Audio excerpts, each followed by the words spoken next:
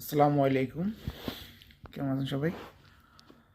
আজকে কিছুদিন ধরে ফেসবুকে ঢুকলেই একটা ভিডিও আমার চোখের সামনে বারবারই পড়তেছে। Why you take video? Adam shoot! Why you take video? Why? Why take video? অবশ্যই কাজ করছি। এই অবশ্যই গায়ে হাত দিছে উনি আমার। আমি শহীদুল্লাহ হল থেকে বেরি আমি এই দিকে আসছি উনার গায়ে উঠতেছে আমার গায়ে থুতু দিছে আমার গায়ে থুতু দিছে আমার গায়ে I am a media press আচ্ছা No, mate, I'm Muslim. আমি তো মুসলিম সো কিছু না বলে পারলাম না ভিডিওটা নিয়ে।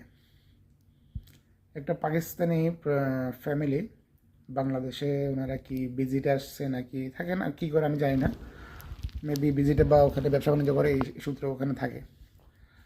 তো দেখলাম একটা ভাইয়ের গাড়ির সাথে তার গাড়ি একটা টাচ হয়েছে বা ও কোনো রং যা গাড়ি চালাইছে ওর সাথে লাগছে হয়তো। তো গাড়িটা দাঁড় করাইছে, ও আরেকটা ভাই ভিডিও করতেছে। এখন এমন একটা অ্যাগ্রেসিভ ভাব নিয়ে ও বাইর হইলো গাড়ি থেকে, গালাগালি করে এমনভাবে বাইর হইলো, আমি দেখে তো হতবাক।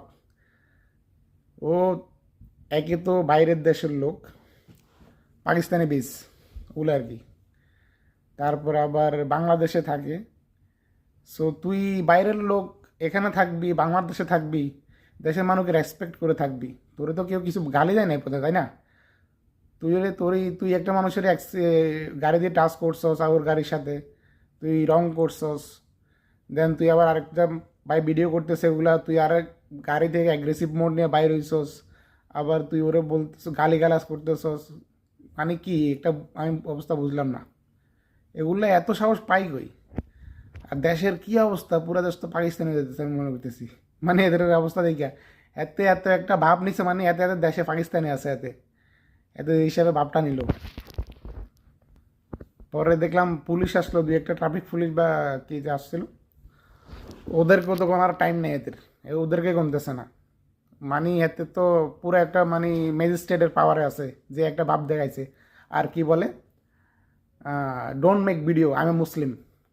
শালা তুই মুসলিম, তোর হাতের মধ্যে ট্যাটো, তোর নেকের মধ্যে ট্যাটো, তুই কোন ধরনের মুসলিম?